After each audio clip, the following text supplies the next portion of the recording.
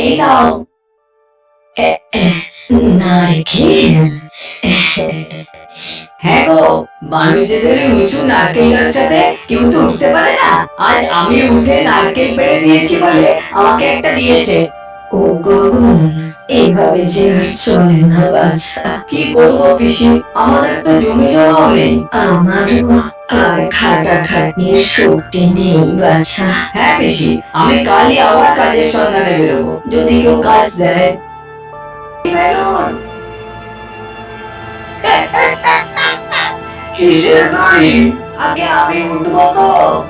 এই চারপাশটা ভালো করে দেখেছিস? হ্যাঁ, ও এগুলো কি কিসের হাড়? মানুষের। ওই কুয়োয় একবার যে নামে না, সে আর উপরে উঠতে পারে না, বুঝলি? একে বলে মরণ কূপ। হুজুর, ও হুজুর, আমার করবেন না হুজুর। আমার বিধবা পিসি আমার জন্য বাড়িতে অপেক্ষা করছে। আর কি করবি বল, তুইও মরবি আর সেও তোর পথ চেয়ে বসে থাকতে থাকতে একদিন মরে যাবে। এমন করবেন না, আপনি যা বলবেন আমি তাই করবো। আমাকে তুলুন হুজুর। না না না, তোর কথায় বিশ্বাস করে আমি আমার এই গুপ্তধনের কুয়োর গুপ্তধন লোককে বিলিয়ে দিই আর কি।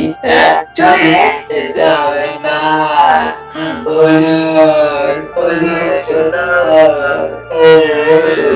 এই দড়ি ধরে নামলে দড়ি ছেড়ে আমি পড়ে যাবো যে।